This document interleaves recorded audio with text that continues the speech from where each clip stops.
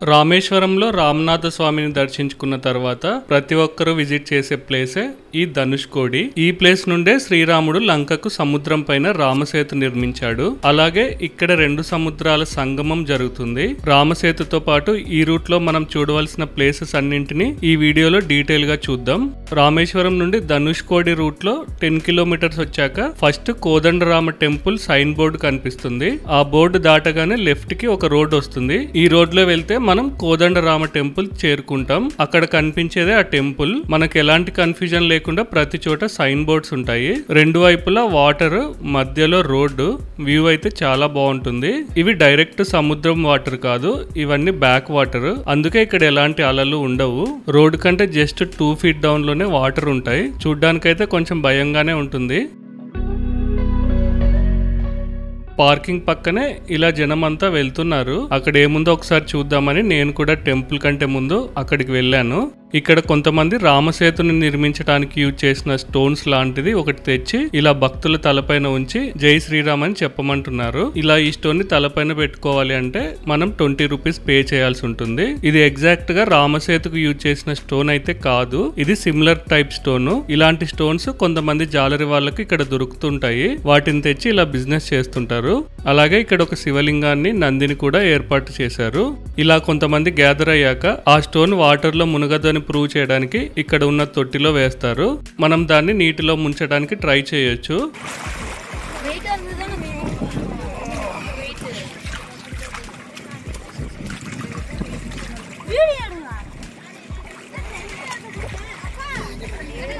చూస్తున్నారు కదా, ఎంత లోపలికి పంపినా మళ్ళీ తేలుతుంది.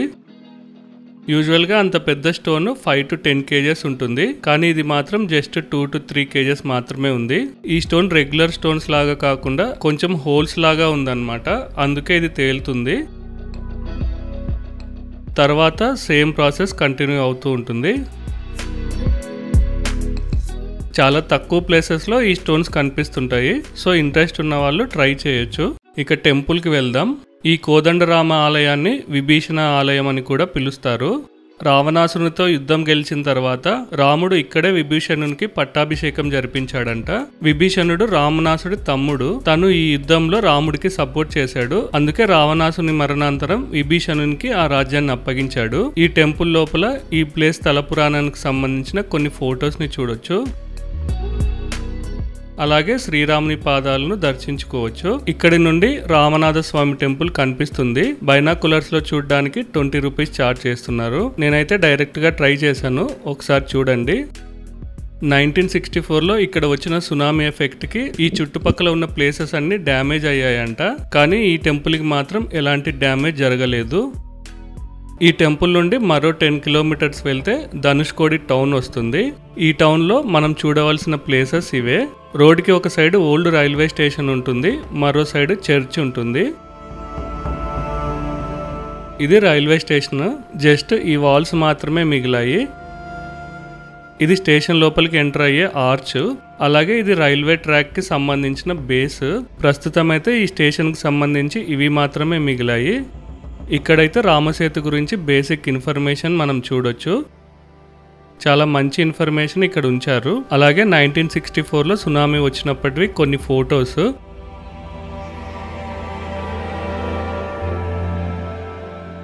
బిఫోర్ 1964 ఇక్కడ ఇలా ఉండేదంట. ఈ ప్లేస్ గురించి తెలియని వారు కూడా ఇది చూస్తే కొంచెం అర్థమైపోతుంది. ఒకప్పుడు ఈ ప్లేస్ షిప్ యార్డ్లతో మంచి ట్రేడింగ్ సెంటర్ లాగా ఉండేది. ప్రజెంట్ అయితే ఒక గోస్ట్ టౌన్ గా మారిపోయింది. ఆ స్టేషన్ నుండి కొంత దూరంలో 2 పోస్టర్స్ కనిపించాయి. ఏముందో చూద్దామని ఇక్కడి దాకా వచ్చాను.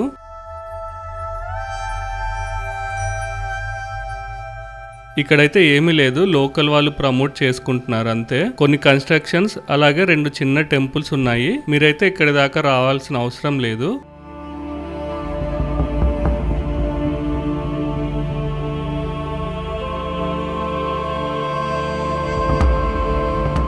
అక్కడ కనిపించేదే చర్చ్. ఒకప్పుడు ఇక్కడ మంచి షాపింగ్ ఏరియా ఉండేదంట. రామేశ్వరం ని దర్శించుకున్న వాళ్ళందరూ ఇక్కడికి వచ్చి షాపింగ్ చేసేవాళ్ళంట. ప్రజెంట్ అయితే దీని సిచ్యువేషన్ ఇది. ప్రజెంట్ అయితే ఇక్కడ ఎలాంటి పెద్ద కన్స్ట్రక్షన్స్ కి పర్మిషన్ లేదనుకుంటా. అన్ని ఇలా చిన్న చిన్న గుడిసెలే ఉన్నాయి. సముద్రపు గవ్వలతో చేసిన ఐటమ్స్ ని ఇక్కడ అమ్ముతున్నారు. టైం ఇంకా 10 అవుతుంది, అందుకే ఇంకా అన్ని షాప్స్ తెరవలేదు.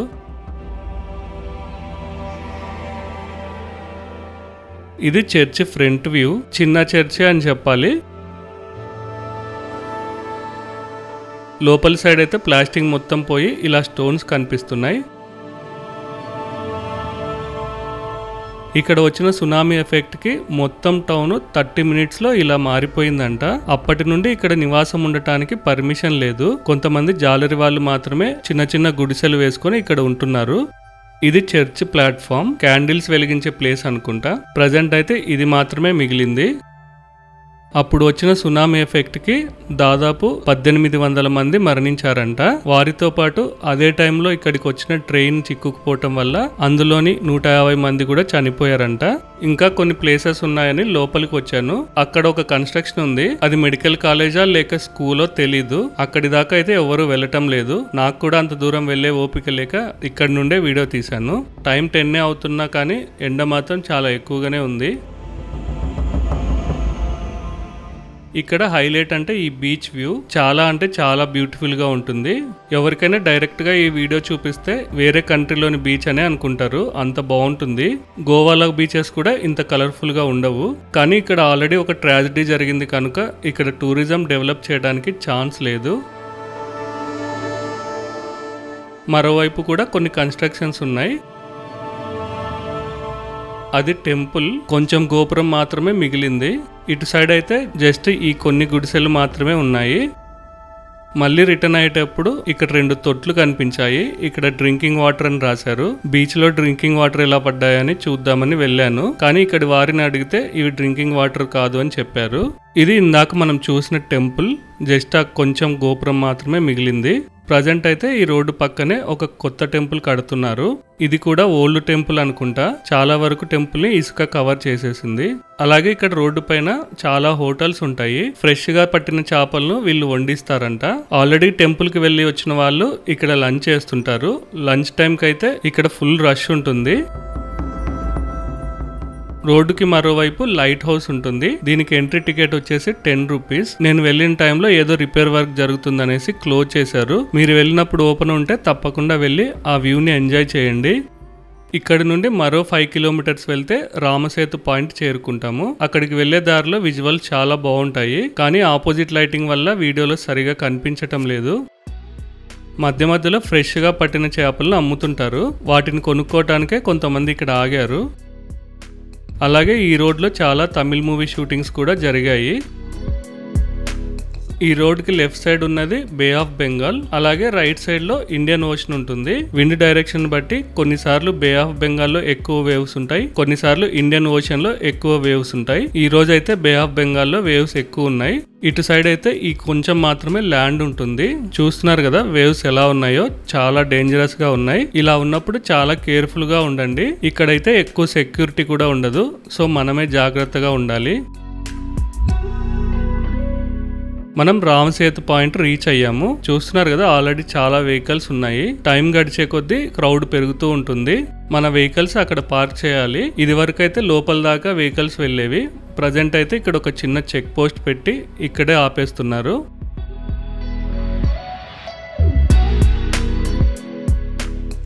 ఇదే అశోక స్తూపం. పైన 4 సింహాలను చూడొచ్చు. ఇక్కడైతే వెహికల్ పార్కింగ్ కి ఎలాంటి ఛార్జెస్ ఉండవు. రైట్ సైడ్ లో బే ఆఫ్ బెంగాల్, అటు సైడే శ్రీలంక ఉంటుంది. ఇటు సైడ్ ఉన్నది ఇండియన్ ఓషన్. ఫస్ట్ మనం బే ఆఫ్ బెంగాల్ వైపు విజువల్స్ ని చూద్దాం. విండ్ బాగానే ఉంది. వేవ్స్ కూడా చాలా హెవీగా ఉన్నాయి. ఈ వేవ్స్ ఎఫెక్ట్ అయితే వీడియోలో సరిగా తెలియటం లేదు. ఇటు సైడ్ ల్యాండ్ ఏమీ లేదు, మొత్తం ఇలా స్టోన్సే ఉంటాయి.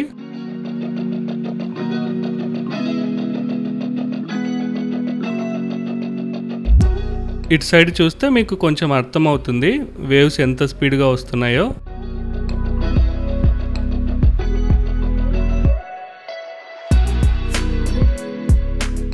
ఇక్కడ 20 రూపీస్ క్యాష్ పే చేస్తే బైనాకులర్స్ లో శ్రీలంకను చూడొచ్చు అని చెప్తున్నారు. ఇక్కడి నుండి శ్రీలంక 29 కిలోమీటర్స్ ఉంటుంది. అంత ఈజీగా అయితే ఏమి కనిపించదు. అటు సైడే శ్రీలంక ఉంటుంది. చూసిన వాళ్ళని అడిగితే ఏదో చిన్న లైట్ హౌస్ కనిపిస్తుంది అన్నారు. అందుకే నేను చూడలేదు. మీకు చూడాలనిపిస్తే ట్రై చేయండి. అలాగే ఇక్కడి నుండే రామసేతు స్టార్ట్ అవుతుంది. చాలా వెడల్పుగా ఉంటుంది. మీరు ఈ ఇమేజెస్ లో చూడొచ్చు. మనం ఉన్న పాయింట్ కంటే 100 టైమ్స్ వెడల్పుగా ఈ బ్రిడ్జ్ ఉంటుంది. ప్రజెంట్ అయితే అక్కడక్కడ చిన్న చిన్న ఐలాండ్స్ లాగా కనిపిస్తుంటాయి. పురాణాల ప్రకారం సుమారు 50 లక్షల సైన్యం ఇటు నుండి శ్రీలంకకు వెళ్లారంట. సైన్యంతో పాటు గుర్రాలు, ఏనుగులు, రథాలు ఇలా అన్ని వెళ్ళాలంటే ఈ రామసేతు ఎంత పెద్దగా ఉండాలో అర్థం చేసుకోండి. ఈ బీచ్ లో ఎక్కడెక్కడ ఎలాంటి గుంతలు ఉంటాయో తెలియదు కనుక చాలా కేర్ఫుల్ గా ఉండండి. ఏదైనా మిస్టేక్ జరిగితే సేవ్ చేయడానికి లైఫ్ గార్డ్స్ కూడా ఎవరు లేరు. సో మీరే చాలా కేర్ఫుల్ గా ఉండాలి. ఇది ఇండియన్ ఓషియన్. చూస్తున్నారు కదా ఎంత ప్లెజెంట్ గా ఉందో. రైట్ సైడ్ కనిపిస్తున్న వేవ్స్ అన్ని ఇండియన్ ఓషన్ వి. అలాగే లెఫ్ట్ సైడ్ ఉన్న వేవ్స్ బే ఆఫ్ బెంగాల్ వి. రెండింటి సంగమం ఇక్కడ జరుగుతుంది. వాటర్ లెవెల్ తక్కువగా ఉన్నప్పుడు అక్కడి దాకా మనం వెళ్ళొచ్చు. కానీ ఇప్పుడైతే అలౌ చేయడం లేదు.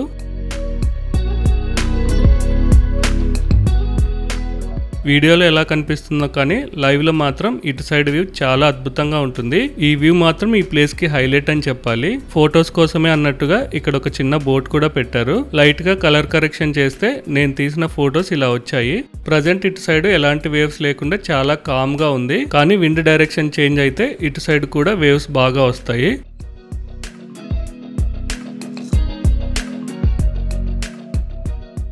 ఇక్కడ Bay of Bengal water Indian Ocean లో కలుస్తున్నాయి. ఈ చిన్న వాటర్ ఫ్లో అడ్డుగా ఉండటం వల్ల ఎవరిని అటు సైడ్ వెళ్ళనివ్వటం లేదు. ఎందుకంటే మనం అటు సైడ్ వెళ్ళిన తర్వాత వాటర్ లెవెల్ పెరిగితే మళ్ళీ రిటర్న్ రావడానికి ఉండదు. ఇక్కడ కొంతమంది ఫొటోస్ తీసి వెంటనే ప్రింట్ తీసి ఇస్తున్నారు. ఇంట్రెస్ట్ ఉన్న వాళ్ళు ట్రై చేయొచ్చు. మంచి మంచి ఫొటోస్ వస్తాయి. నేనైతే వీక్ డే లో ఇక్కడికి వచ్చాను. అందుకే ఎక్కువ క్రౌడ్ లేదనే చెప్పాలి. వీకెండ్స్ లో వస్తే కొంచెం క్రౌడ్ హెవీగానే ఉంటుంది. ఈ ప్లేస్ ని విజిట్ చేయడానికి ఈవినింగ్ 5:30కే last entry. So sunset time కి వెళ్ళి వ్యూ ని ఎంజాయ్ చేయాలి అనుకుంటే కుదరదు.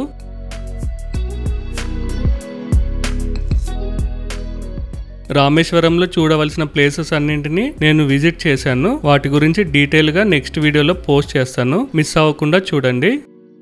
ఈ పాయింట్లో అయితే మనం చూడవలసినవి ఇవే. మొత్తం ప్లేస్ ని 30 మినిట్స్ లో ఎక్స్ప్లోర్ చేయొచ్చు. ఇక్కడ ఉన్న విజువల్స్ తో పాటు మనం ఇక్కడికి వచ్చి వెళ్లే జర్నీ కూడా చాలా బాగుంటుంది. ఆ జర్నీయే చాలా మెమొరబుల్ గా ఉంటుంది.